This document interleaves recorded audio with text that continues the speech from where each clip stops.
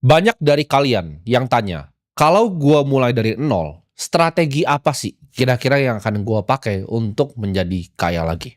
Jadi di sini gua akan bimbing kalian, ya. Gua akan bahas step by step, ya, langkah demi langkah. Kalau gua sampai mulai dari nol lagi, kira-kira apa sih yang akan gua lakukan? Supaya kalian dari sini, semua yang nonton di sini, kalian yang masih di titik nol, itu bisa mendapatkan manfaat. Buat kalian yang masih di titik nol, gue pengen bilang ini dulu ya. Sebelum ini semua mulai, ya, jangan fokus kepada uangnya. Fokus kepada pengembangan diri kalian dulu. Gak usah buru-buru jadi kaya, ya. Jangan gak sabaran untuk jadi kaya. Kalian harus fokus di pengembangan diri. Kenapa? Karena itu adalah fondasi yang akan bikin kalian jadi kaya dan tetap jadi kaya. Karena banyak sekali gue lihat orang kaya yang naiknya secara sangat-sangat cepat dan jatuhnya juga sangat-sangat cepat. Jadi kaya yang gue maksud di sini, gue akan definisikan pakai standar dunia, yaitu High Net Worth Individual. Ya, kita sebutnya HNWI. Ini di standar bank, itu yang memiliki $1 juta lebih. Ya. Jadi sekitar 16 miliar rupiah. Jadi itu ya kaya yang kita maksud kalau misalnya dimulai dari nol dan bagaimana caranya dari nol nyampe ke 16 miliar tadi. Kalian dengerin apa yang gue ngomong di sini, ya. Kalian terapkan ilmunya, kalian fokus selama 10 tahun, ya. Di sini gue nggak jamin kalian semua bisa mendapatkan. Karena kebanyakan kalian yang nonton ini, bakal banyak yang nggak ngapa-ngapain, ya. Setelah nonton ini kalian lanjutin dengan kebiasaan kalian lanjutin dengan pemikiran kalian yang sebelumnya, cuma masuk kuping kiri, keluar kuping kanan, ya. Itu akan banyak dari kalian yang seperti itu. Jadi gue nggak menjamin apapun bahwa kalau kalian dengerin apa yang gue ngomong itu pasti kejadian, tidak. Karena kebanyakan dari kalian gue tahu persis itu nggak bakal ngapa-ngapain. Di sini materinya kan gue bikin sesederhana mungkin, ya. Jadi gue akan bagi 3 level. Langkah pertama yang kalian harus lakuin ketika kalian masih berada di level 0, ya. Ini kalian masih nggak punya uang, ya. Mungkin masih tinggal sama orang tua, masih belum punya penghasilan sama sekali. Ini adalah tempat di mana kalian harus bisa upgrade skill terlebih dahulu, ya. Skill ini yang paling penting. Makanya tadi gue sebut di awal, ya. Yang penting itu adalah pengembangan diri. Karena kalau diri lu berkembang, sudah pasti kemampuan lu untuk mencari uang itu berkembang. Uang itu cuma sekedar bayangan, ya, dari diri lu. Level tuh di level berapa itu uang tuh cuman bayangan. Kalian masukin dulu ya mentalitas-mentalitas yang paling sederhana. Contohnya, kalian jadi orang yang bekerja keras dulu ya. Sebelum mikir yang lain, sebelum mikir skill. Kalian harus sudah tanemin gitu di diri kalian untuk bekerja keras ya. Jangan malas bekerja keras. Jangan kalian lagi tidur ya, bangun pagi, tidur mau tidur sebentar lagi, tidur sebentar lagi. Percayalah kalau kalian punya mentalitas seperti itu ya, kemiskinan akan datang menjemput kalian seperti pencuri di malam hari. Jadi kalau kalian jam 8 pagi, aduh pengen tidur sebentar lagi. Tidur sebentar lagi ya. Alarmnya kalian snooze terus. Itu mentalitas. Jadi sebelum kita ngomongin ke skill, mentalitasnya dulu harus ditempa ya. Itu bekerja keras, jangan malas. Itu yang paling sederhana. Yang kedua, kalian harus jadi orang yang punya integritas. Ketika kalian mau mengerjakan sesuatu, jadilah terbaik ya. Kalian ketika dikasih kesempatan sama orang untuk bekerja, kerjalah yang terbaik gitu. Hidup itu nggak ribet. Kalau kalian setiap apapun yang dikasih ke depan kalian kerjakan dengan sepenuh hati, itu pasti akan ada dampaknya, akan ada value-nya untuk orang yang kalian kerjakan, ya. Sedangkan kalau kalian dikasih pekerjaan nih, udah dikasih kesempatan sama orang, kalian bermalas-malas, kalian bekerja setengah-setengah, kalian bekerja tanpa integritas, itu hidup kalian nggak akan kemana-mana. Nah, dari bekerja keras dan punya integritas saja, itu udah modal awal ya, untuk kalian bisa naik level yang selanjutnya. Jadi fondasinya dibenahin dulu. Fokus dan disiplin itu juga kadang terkesan sesuatu yang mudah ya. Tapi banyak dari kalian yang nggak paham artinya fokus dan disiplin itu apa. Fokus itu di saat kalian sudah dikasih pekerjaan, kalian dikasih kesempatan, kalian fokus di opportunity yang ini ya. Karena ide itu akan banyak, kesempatan tuh akan ada banyak ya. Dunia ini nggak kekurangan ide kok. Orang-orang terhebat yang kalian kira itu idenya original itu bukan ide mereka. Seperti Bill Gates, dia bikin Microsoft Excel dan lain-lain, itu bukan punya dia awalnya. Dia hanya copy. Ya, sama seperti Walmart. Walmart itu foundernya setiap kali dia datang ke toko, dia akan berhenti di situ. Dia bilang, ini terkenal sekali, dia bilang, Sam Walton, nggak ada yang pernah masuk ke supermarket ya lebih banyak dari dia. Semua toko supermarket itu dia lihat gitu. Oh, ini cara taruh lilinnya seperti ini cara taruh raknya seperti ini. Bahkan toko-toko yang jauh lebih kecil dari dia, setiap kali dia lagi jalan di mobil, dia akan berhenti, dibilang keluarganya tunggu dulu, kasih saya 1 jam. Dia akan keliling di supermarketnya. Jadi dunia ini tuh nggak kekurangan orang yang punya ide, ya. Tapi kekurangan orang yang bisa eksekusi selama puluhan tahun dengan fokus dan disiplin. Kalian ini di era modern ini gampang sekali terdistraksi, ya. Kalian awalnya mau belajar hal A, Lalu ada orang bilang hal B itu lebih bagus. Hal A ini aja belum 1% kalian pelajari, kalian sudah pindah ke hal yang B. Kalian tidak pernah fokus di bidang kalian.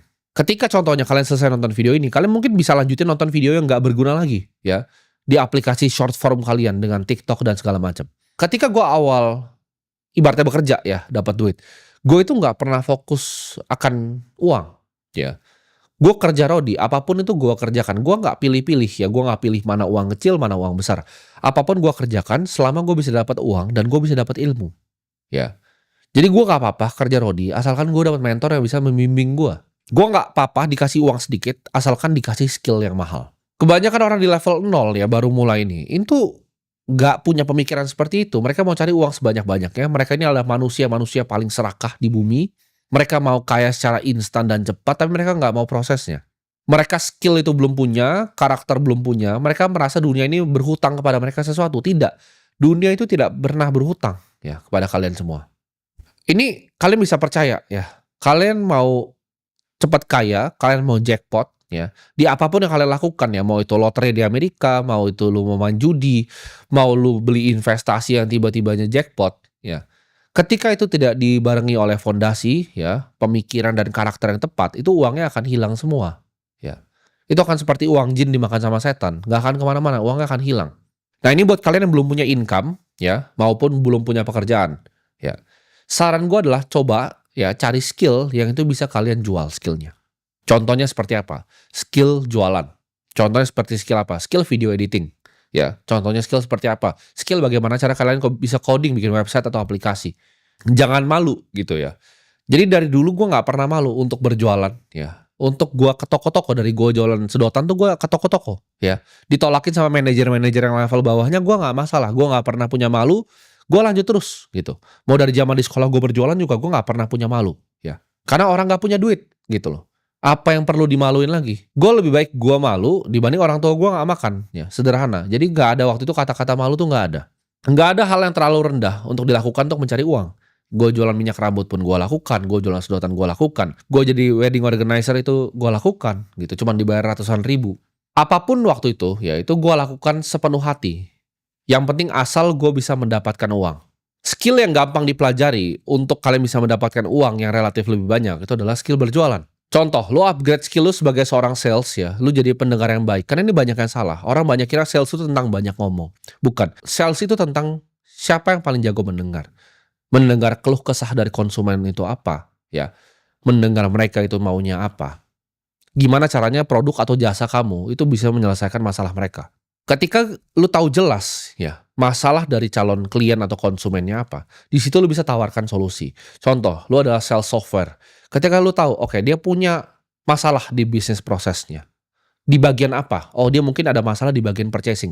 Gimana cara software ini itu bisa jadi bermanfaat di sana? Dia punya masalah, misalnya banyak orang dalam yang nyolong. Oke, gimana caranya kita pakai 3-step verifikasi? Oh, software ini bisa membantu di sana. Oh, gimana caranya? Dari point of sales itu nyambung semua sama inventory di belakangnya. Nah, itu kalau kalian jadi penjual yang handal, kalian harus bisa mendengar gitu. Klien tuh kebutuhannya apa dan kemauannya apa. Produk yang kalian bisa jual tuh bisa macam-macam ya. Kalian bisa jual produk tadi contohnya seperti software, bisa jualan produk misalnya kalian bekerja di bank ya, jualan produk keuangan ke nasabah. Kalian juga bisa jualan properti, kalian bisa juga jualan mobil, jualan motor, jualan yang lain ya. Itu skill yang mudah dipelajari dan bisa mendapatkan uang yang relatif banyak. Contoh ya, kita kasih contoh lagi skill. Skill adalah copywriting ya. Gimana cara kalian bisa nulis gitu untuk landing page. Gimana caranya kalian bisa nulis untuk orang punya billboard advertising. Itu adalah skill yang akan dibayar mahal oleh para brand. Kenapa? Karena sedikit yang memiliki skill copywriting yang sangat handal. Ibarat kalau toko nih ya, copywriter itu adalah orang yang jualan di tokonya. Tapi kalau misalnya online, zaman sekarang seperti website toko baju contohnya. Copywriting, tulisan yang ada di website itu adalah seperti sales yang jualan 24 jam tanpa berhenti. Ya. Itu contoh salah satu skill yang kalian bisa pelajari. Atau kalian contohnya yang tertarik di video editing. Oh, bagaimana caranya mengedit video lebih baik ya. Gimana caranya kalian misalnya coding gitu. Coding adalah contoh salah satu skill lagi. Kalian bisa bikin aplikasi, kalian bisa bikin software, kalian bisa cari marketplace ini punya keresahan apa, antara kalian bikin vertical SaaS, software as a service atau yang lain. Atau kalian bisa gabung ya, skill tuh bisa ditumpuk. Oke, jadi contoh misalnya kalian bisa coding, kalian bisa bikin software nih, produknya kalian bikin, lalu kalian punya skill sales, kalian bisa jualan. Atau kalian berpartner gitu. Satu ada yang bikin produknya, satu ada yang bisa jualan. Nah, kalian jangan pernah remehkan uang kecil ya. 5 juta sampai 10 juta pertama itu akan jadi uang yang mengubah hidup kalian. Zaman gue dari punya agensi ya ketika masih kecil, itu akhirnya uang-uang awal yang bikin gue jadi pede. Ya, ketika gue dapat klien pertama, semuanya gue kerjakan ya, dari advertisingnya, gimana caranya bikin Facebook Ads sendiri, gimana caranya gue edit video sendiri. Semua proses itu gue kerjakan secara sendiri.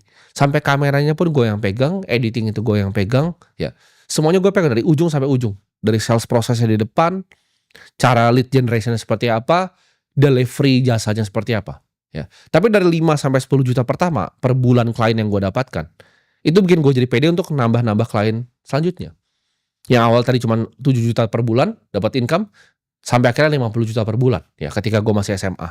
Itu yang akan bikin lu nanti ngerasa, oh, gue itu pede loh. Uang tuh bisa didapatkan. Bisa didapatkan dengan berjualan jasa. Itu akan jadi nanti api kecil ya. Itu bara gitu ibaratnya. Bara yang kecil ini ketika kalian kipas, kalian tiup, itu akan jadi api unggun yang besar. Yang penting di sini di level 0 ini bukanlah besar dan kecilnya dapat uangnya.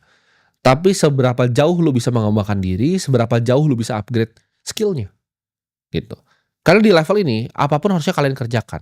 Contohnya kalian mikir, saya pengen berprofesi sebagai seorang trader misalnya. Kalian mau jadi investor di pasar kripto contohnya.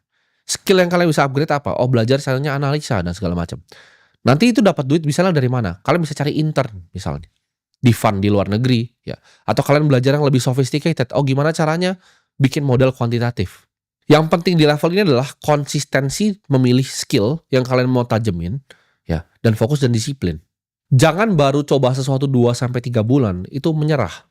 Jangan kalian misalnya mau jualan baru ditolak 100 kali udah nyerah. Baru ditolak 1000 kali udah nyerah. Kalian harus pikir ya, apa value yang lu bisa kasih ke orang lain. Jangan mau mikirin duitnya di level ini. Nah, ini adalah level selanjutnya ya. Ketika tadi udah level 0 ya, kalian udah dapatkan mungkin 5 sampai 10 juta pertama, kalian bisa berjualan lebih. Ini kita ngomong di angka misalnya 10 juta, 20 juta ya. Masih awal-awal. Nextnya gimana nih cara scalingnya? Kita kan targetnya masih jauh, masih 16 miliar. Jawaban adalah dengan bikin ini jadi sistem. Dengan bikin mesin. Dari cash flow yang pertama tadi. Jadi step 1, itu dapatkan cash flow. Dengan apa dapatin cash flow? Pengembangan diri. Increase skillnya. Terserah bidangnya apapun. Dari tadi yang gue ngomong tuh semua hanyalah contoh. Kalian cari yang kira-kira kalian paling suka, kalian paling jago di mana, yang kalian bisa taruh 10.000 jam di sana. Reiterasi, ulang terus, dan ulang terus. Gimana caranya kalian harus pikir di level ini punya tim kecil yang bisa bantu apa yang kalian lakukan. Contohnya dari awal gue bikin agency, ya ketika semuanya dikerjakan sendiri, nah mana nih hal paling efisien yang gue bisa lakukan? Hal paling efisien adalah, bisnis itu apa sih? Bisnis itu simple, bisnis itu adalah mesin uang. Definisi dari usaha dulu nih. Kita mulai definisi dari usaha. Ketika kalian bisa mempromosikan suatu produk atau barang atau jasa, dan kalian bisa deliver barang atau jasa itu, ya, itu adalah usaha. Ya. Jadi ketika gue berusaha, gue lihat nih, waktu gue itu paling penting dipakai di mana. Oke, di delivery-nya apakah gue bisa delegasi? Apakah gue bisa training orang lain, ya, untuk bisa pasang Facebook Ads? Apakah gue bisa training orang lain untuk edit video? Apakah gue bisa cari orang lain, bahkan yang lebih jago dari gue untuk pegang kameranya? Oke, kalau gitu gue fokus di mana? Gue fokus di pernafasannya bisnis, yaitu apa? Cash flow. Dapatin uangnya bagaimana? Gue fokus di depan, gitu. Gue fokus cari klien. Oke, onboarding klien pertama, onboarding klien kedua, onboarding klien ketiga. Lu harus bisa delegasi dan punya tim kecil untuk bantu apa yang lu lakukan. Nah, ketika apinya, tadi kan gue sebut bara tuh. Baranya udah lu tiup, ya kan udah jadi api yang sedang gitu. Lu jangan jadi tukang yang ngambil kayunya dari luar kalau taruh di situ. Jangan jadi tukang yang nyari kayu, jangan jadi tukang yang naruh kayu di apinya. Lu nikmati api unggun yang makin besar dia. Lu duduk di samping, lu bakar ikan gitu.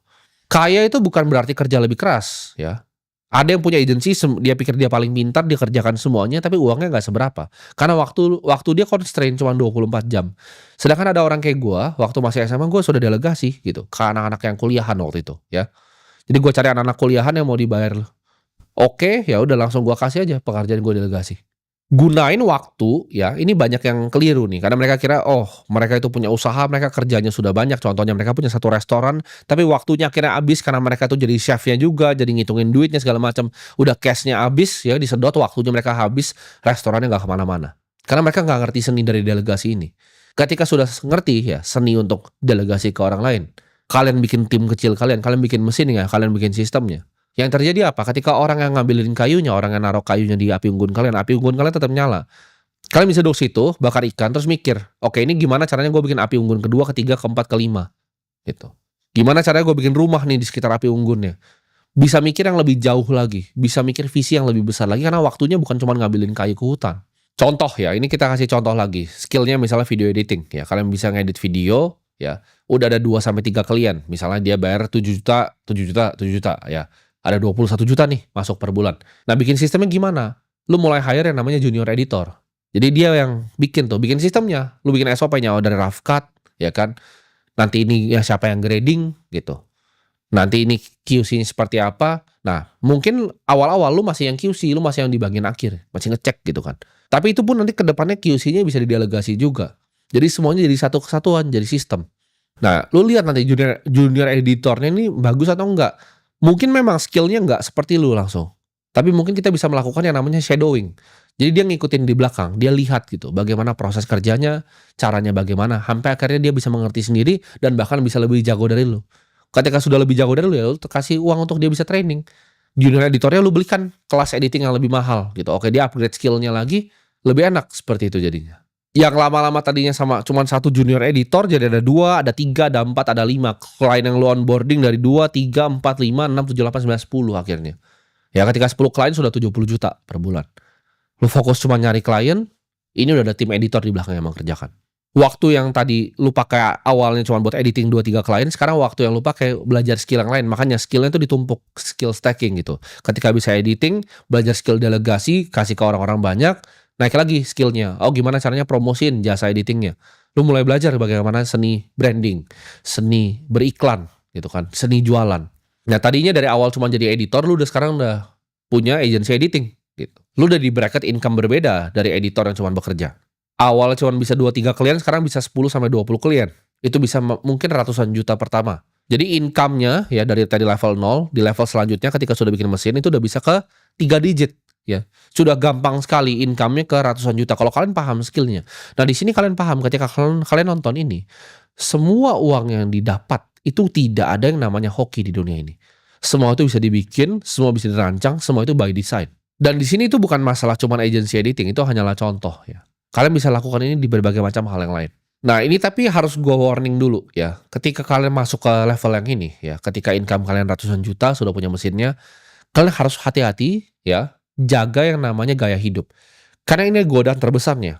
Dan kejatuhan terbesarnya orang di level ini adalah satu, dia jadi sombong, jadi arogan, dia nggak mau belajar lagi, dia nggak mau skill stacking lagi.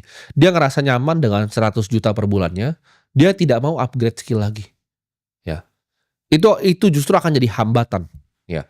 Ketika lu sombong, lu nggak mau dengerin orang, lu nggak mau terima kritik, nggak mau terima masukan, merasa paling pintar. Karena gue juga pernah ada di level itu. Ya, ketika dapat ratusan juta pertama, merasa gue orang paling pintar di dunia. Langsung pengen pamer gitu. Jiwa untuk pamernya langsung keluar, ya. Jiwa kesombongan itu langsung keluar. Ya, makanya gue bilang kalau misalnya kalian bikin kekayaan nih, apalagi di saat usia kalian masih muda, itu kalau kalian tidak kelola dengan bijaksana, itu akan justru jadi kutukan. Dan gue adalah orang yang pernah kena kutukan itu, ya. Kutukan pride ya, kutukan kesombongan, kutukan arogansi, itu akan keluar ketika uangnya kalian bikin. Kalian bayangin, di ratusan juta aja itu akan keluar. Tapi di levelnya masing-masing. Ketika itu naik ke 1 miliar, ya, pakai mesin ini bisa, ya, naik sampai 1 miliar per bulan. Income 1 miliar per bulan itu tidak impossible, itu sangat possible. Gue pun pernah merasa di fase itu. Di saat gue merasa itu lebih hebat dari semua orang, lebih pintar dari semua orang, tidak mau belajar dari semua orang. Tapi itu adalah awal mula kejatuhan. Kalian harus cepat sadar, ya. Dan kalian kejarnya jangan uang, ya. Ketika kalian dibutakan sama uang, kalian nggak bisa lihat yang namanya kebijaksanaan. Ego itu harus dibunuh, karena tanpa kalian bisa bunuh ego, kalian tidak akan bisa jadi manusia yang berkembang. Di zaman sekarang orang itu serba cari yang namanya jalan pintas. Tapi gue kasih tahu ke kalian, tidak ada yang cepat ya. Dari apapun, siapapun yang bangun. Ya. Gue bangun hidup ini, kalian tahu sendiri ya. Dari zaman SMA gue udah punya advertising agency. Ini tuh tidak jadi dalam waktu semalam. Ya, semua skill yang gue punya di berbagai macam bidang yang berbeda itu tidak jadi selama semalam.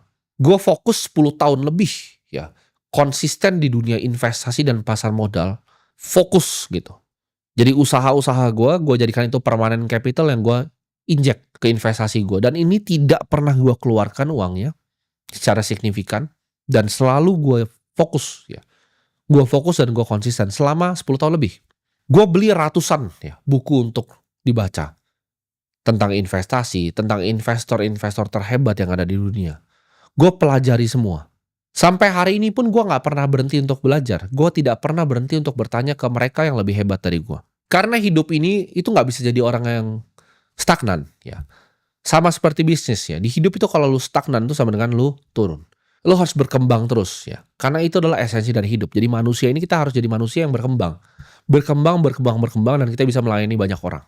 Kadang apa yang dibuat cepat itu selalu hilang secara cepat. Karena uang yang tidak diimbangi dengan kebijaksanaan itu pasti ujungnya kehancuran.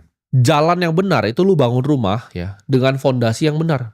Ya dari bata demi bata. Dan ketika rumahnya sudah jadi, rumahnya sudah megah, lu bikin fondasinya bahkan selama 10 tahun, orang akan bilang lu hoki di sana. Nah, level untuk beneran menjadi seorang yang kaya ya, untuk bisa lompat ya. Ini gue sebutnya lompatan kekayaan. Itu hanya bisa didapatkan dari satu game, yaitu compounding. Yaitu investasi. Ini game di mana lu menjaga kekayaan lu, ya. Karena semua usaha yang lu lakukan, semua mesin yang lu bikin tadi, itu ada waktunya, ya. Gak banyak bisnis di dunia ini, gue sebutnya di dunia ini, yang tahan lebih dari 20 tahun. Sekarang lu masih pernah dengar BlackBerry atau enggak? Masih dengar Nokia atau enggak? Itu dulu jagoan-jagoan yang perusahaan raksasa. Mungkin 20 tahun ke depan Apple tuh nggak ada. Karena tidak banyak bisnis yang tahan 10-20 tahun. Ini datanya dan ini faktanya. Jadi ketika kalian bikin usaha tadi, agency editing, dan tiba-tiba 5 tahun lagi AI itu super canggih, dia bisa gantiin semua jasa lu dengan harga $2. Semua yang lu pernah bikin sistemnya akan hancur. Dan ini hal yang gua tahu. Jadi ketika lu dapat income, ditabung, dijaga, jangan difoya-foya. Ya, lu berinvestasi dari income lu. Ketika tadi dapat ratusan juta dari sistemnya, itu kalian masukin ke game yang compounding. Ya, disinilah kalian mulai berinvestasi. Kalau gue dari awal banget, dari belum ada sistemnya, gue udah berinvestasi. Karena gue tahu, ya, nggak banyak yang bertahan 10-20 tahun. Jadi, mindset gue dari dulu tuh seperti negara Norway. Mereka menemukan minyak 2 kali. Ya. Satu itu di tengah laut, satu itu di mana? Satu di pasar modal. Jadi dia tahu minyaknya ini akan habis. Ya. Jadi negara-negara yang melakukan ini, seperti Kuwait, Abu Dhabi, Norway, ini jadi negara yang luar biasa kaya. Kenapa? Karena mereka punya sumber daya, ya, mereka dapatkan uang cash, lalu mereka berinvestasi di game compounding ini. Sekarang hasil dari compounding ini besar sekali, lebih besar dibanding pendapatan dari minyak mereka. Ini mindset yang harus kalian punya. Jadi pisahkan antara mesinnya dan juga investasinya. Jadi ketika punya mesinnya tadi, ini jadi permanent capital yang kasih makan investasinya. Ini game di mana 2 itu jadi 4, 4 jadi 8, 8 jadi 16, 16 jadi 32, dan seterusnya. Game compounding ini senjatanya butuh 2, yaitu waktu dan juga kesabaran. Compounding ini bukan masalah skill doang, ya, tapi masalah disiplin, masalah kesabaran. Karena banyak orang nggak sabar melakukan ini. Mereka baru berinvestasi sebentar, mereka loncat-loncat. Berinvestasi sebentar, mereka loncat-loncat. Berinvestasi rugi.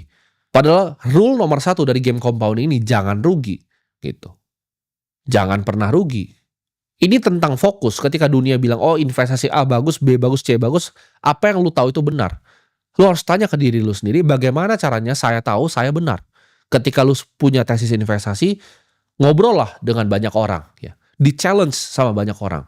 Bagaimana cara yang gua tahu ini adalah kebenaran. Mereka itu bosan kadang dengan strategi yang simple dan konsisten. Makanya gue itu punya mental model dalam investasi. Ya. Beberapa mental model ini gue terapkan terus ketika gue berinvestasi. Oke, gue suka investasi yang simple. Gue bisa mengerti nggak investasi? Kalau gue nggak bisa mengerti investasinya, seberapa keren pun investasi itu, gue tidak akan pernah lakukan. Tapi kalau ini sederhana nih, ini bisa gue mengerti, lalu gue berinvestasi. Gue tidak pernah beli yang namanya kucing dalam karung. Jangan buru-buru di hidup ini. Jangan iri hati dengan mereka yang kelihatan punya barang lebih wow, lebih hebat dibanding kalian. Main game itu yang panjang, tanam bijinya sampai pohonnya rindang baru makan buahnya di sana. Karena kalian harus ingat, uang yang dibuat secara cepat itu akan hilang secara cepat juga. Dan ketika kalian sudah sampai level tadi yang gue sebut kaya, ya, dengan game compounding ini, kan ini akan bawa kalian cepat sekali. Ya, ketika misalnya kalian punya 10 miliar rupiah, kalian bisa bungakan 10% dari ibaratnya capital kalian, itu sudah jadi 1 miliar lagi. Ketika kalian punya 12 miliar saja, ya, itu sudah dapat income dengan 10% tuh 120 juta per bulan. Jadi ini game yang akan menggulung sangat cepat. Ini yang bikin orang kaya jadi tambah kaya terus ya. Dan ini infinite leverage karena ini menggunakan capital. Jadi ini bisa dimainkan dari 12 miliar ya.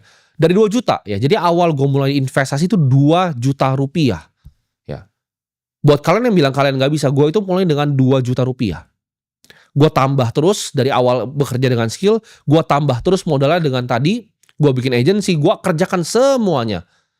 Ya, semuanya gue kerjakan. Yang penting gue bisa masukin duit buat investasi. Ya. Tapi awal gue pertama kali ya, gue beli investasi itu 2 juta rupiah. Kalian harus ingat ya, jangan jadi budak dari uang. Uang itu hanyalah pelayan. Ini di sini gue kasih tahu kalian ya.